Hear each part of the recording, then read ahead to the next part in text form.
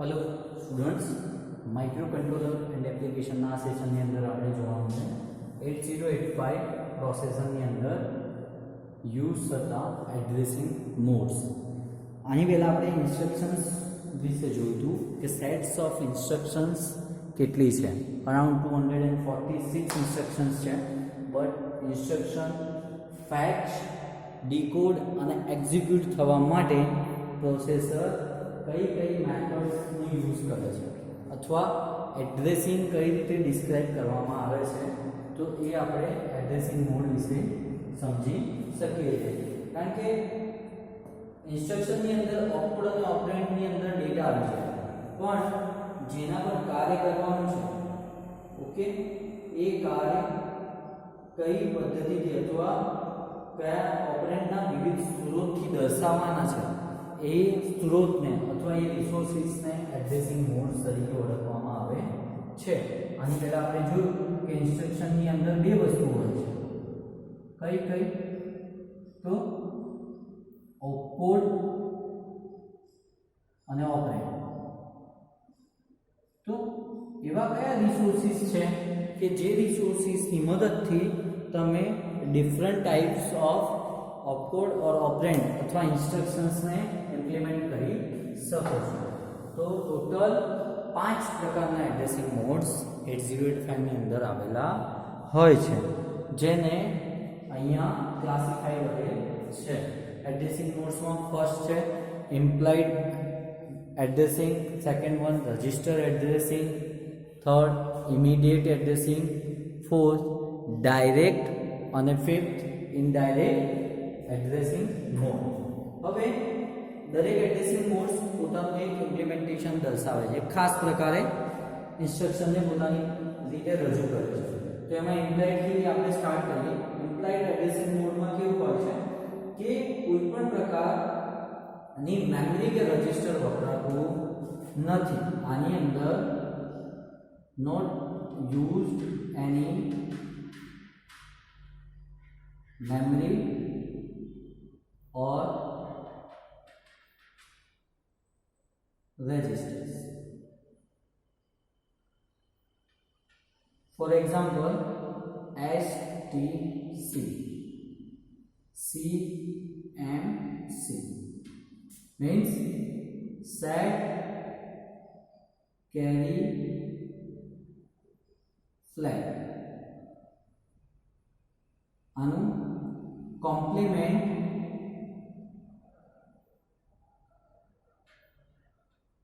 Carry flag. સમજ્યા? આ instruction carry bit જો એડ્રેસીસ ની અંદર આવે અથવા પ્રોગ્રામ ની અંદર આવે તો કેરી ફ્લેગ ને 1 કરી આપશે. ખ્યાલ આવે? અને કોમ્પ્લિમેન્ટ કેરી એટલે ઇમ્પ્લાઇડ એડ્રેસિંગ નું બીજું એક ઉદાહરણ કે જેમાં તમે ઇન્સ્ટ્રક્શન પ્લેસ કરો એની અંદર જ ઓપકોડ અને ઓપરેન્ડનો સમાવેશ થતો હોય છે. ખ્યાલ આવે? આની સાથે બીજી કોઈ પણ વસ્તુ જોડાયેલી અથવા એસોસિએટેડ હોતી નથી. If you write down STC, then processor can understand if carry came after doing the arithmetic operation, it would be a set of carry flag high. Athwa complement the carry flag. If carry bit generated, then it has to be complement that one. Means if carry can kindly complement this one is 0. Okay. Then second one is register addressing.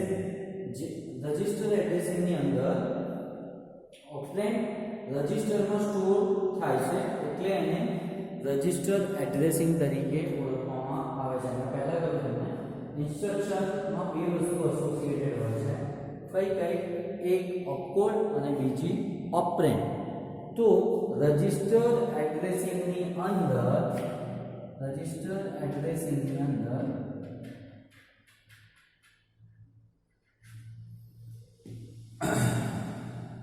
Operand તરીકે રજિસ્ટર્સનો use થાય છે. જેમ કે એક example આપું, move a comma b આને એક્ઝામ્પલથી સમજી લઈએ move a comma b means b રજિસ્ટરની અંદર રહેલો ડેટા એ આ ઇન્સ્ટ્રક્શન પાસ થયા પછી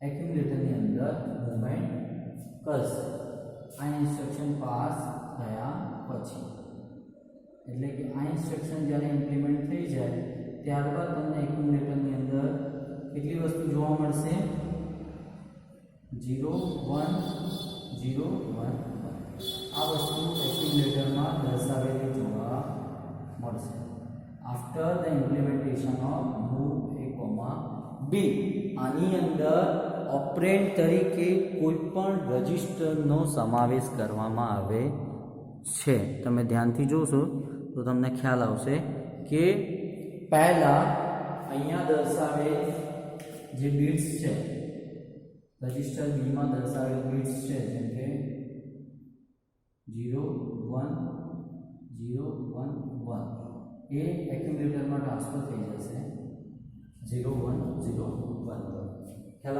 એના પછી છે ઇમિડિયેટ એડ્રેસિંગ ઇમિડિયેટ એડ્રેસિંગ ની અંદર एग्जांपल થી સમજીએ MVI A,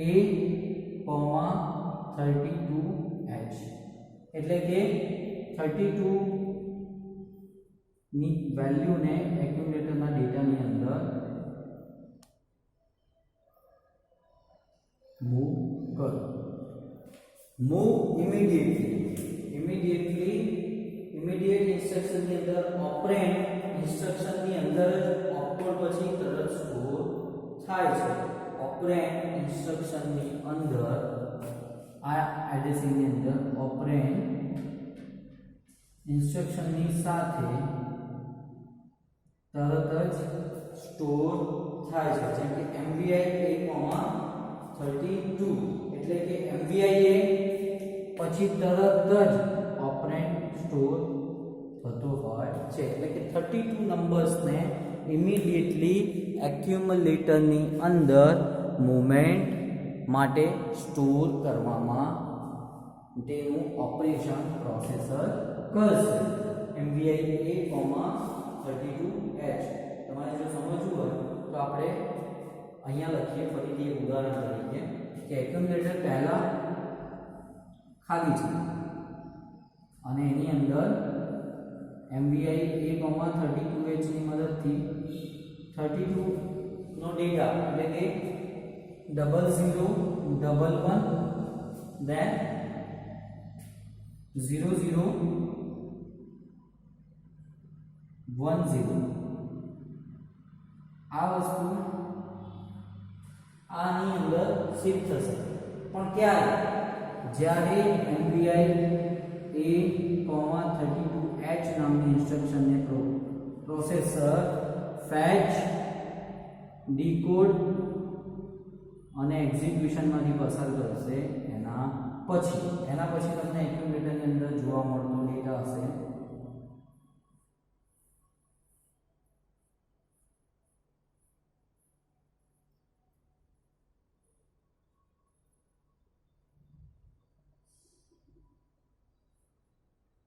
MVI A,32H બીજું આ 2 બાઇટ ઇન્સ્ટ્રક્શન છે ઇન્સ્ટ્રક્શનની સાઇઝ પણ તમે આનાથી યાદ રાખી શકો છો જે આપણે વાત થઈ કે different kind of instruction size available હોય છે 1 બાઇટ ઇન્સ્ટ્રક્શન 2 બાઇટ ઇન્સ્ટ્રક્શન ને 3 બાઇટ ઇન્સ્ટ્રક્શન તો એડ્રેસિંગ મોડ્સમાં તમે શું યુઝ કરો છો એક રીતે તમે જોવા જાઓ તો 1 બાઇટ ઇન્સ્ટ્રક્શન ઇમ્પ્લાઇડની અંદર યુઝ કરે ઓકે 2 बाइट इंस्ट्रक्शन तमे MVI A,32H और रजिस्टर एड्रेसिंग मोड तरीके मूव A, B ना सॉरी मूव A, B तमने 1 byte instruction MVI A,32H 2 byte instruction છે देन 3 बाइट इंस्ट्रक्शन પણ આવશે આની અંદર 3 बाइट इंस्ट्रक्शन કઈ છે આપણે આની પહેલા જોઈ લઈએ લોડ ડાયરેક્ટલી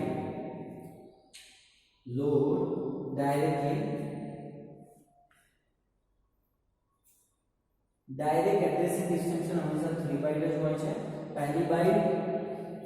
પહેલી બાઇટ હંમેશા ઓપકોડ દર્શાવશે,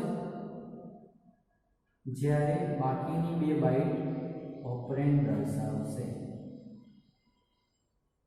આનું example, load HL pair directly with 3050H.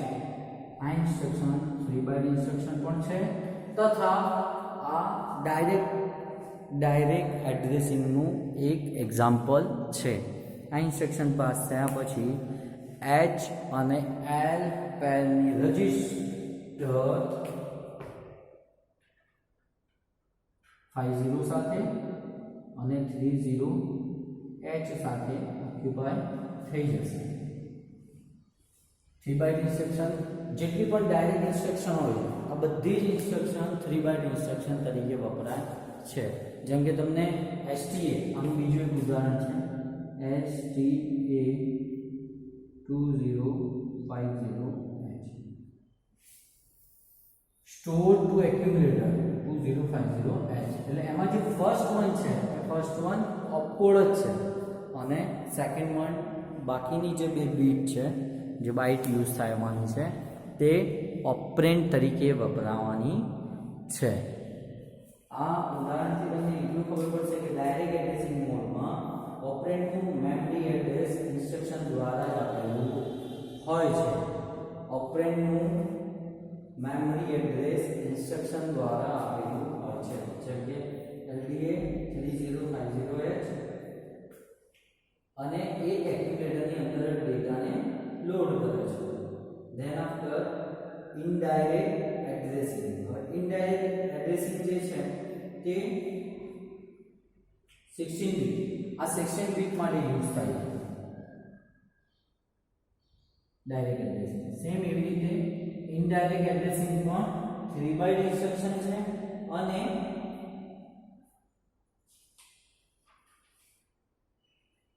move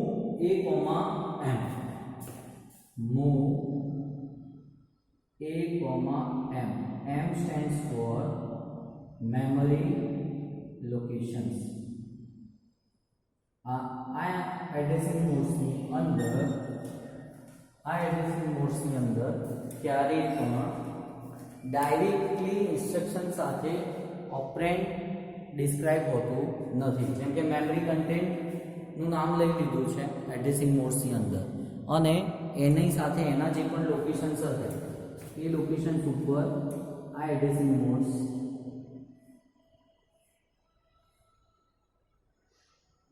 operate કરશે.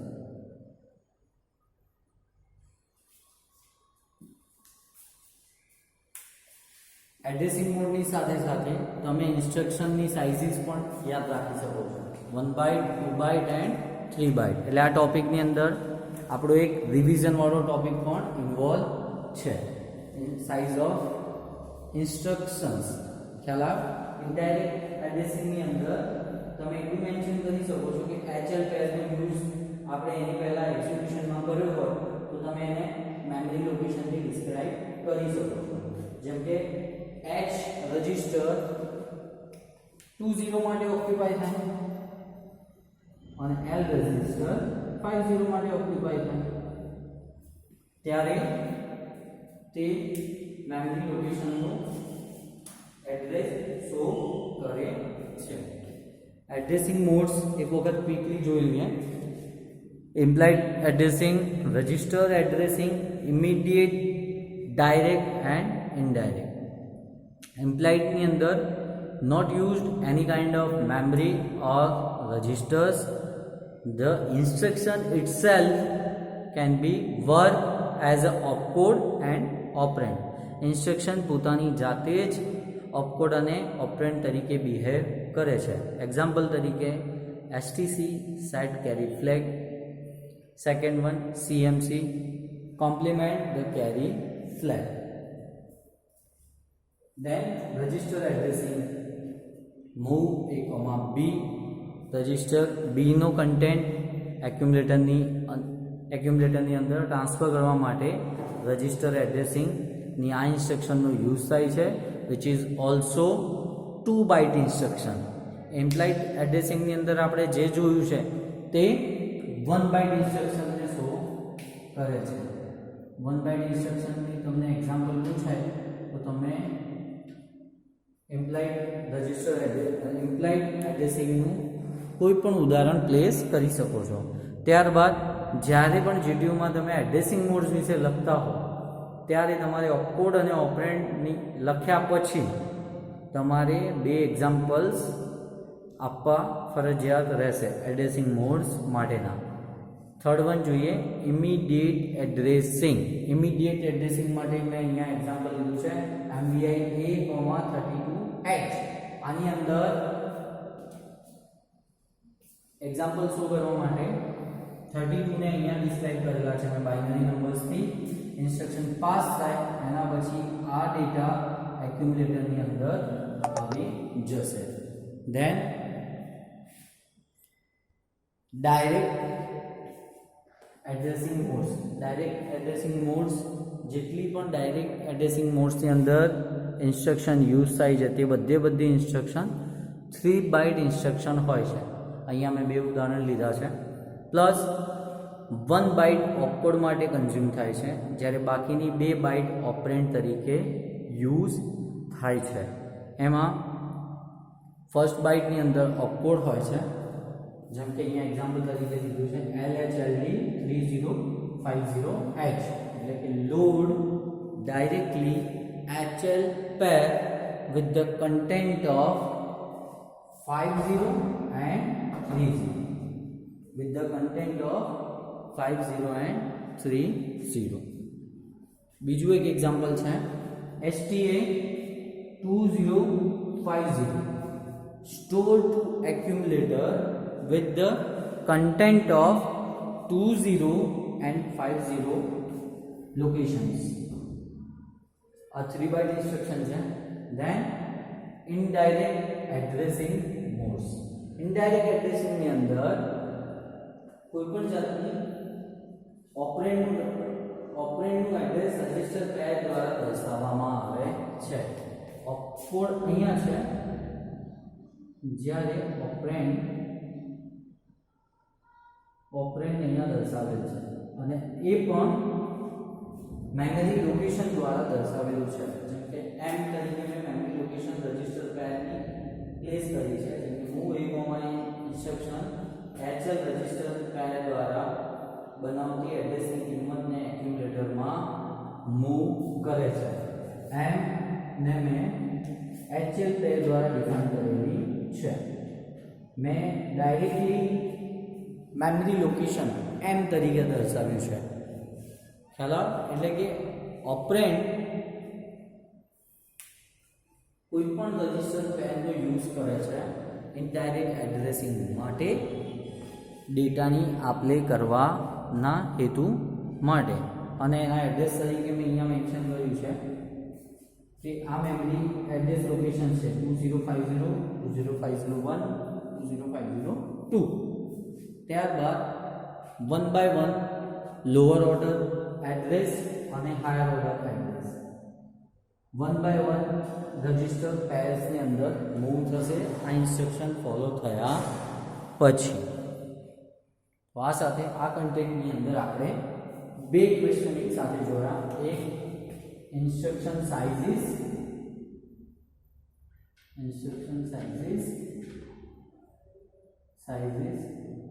and addressing modes of 8085.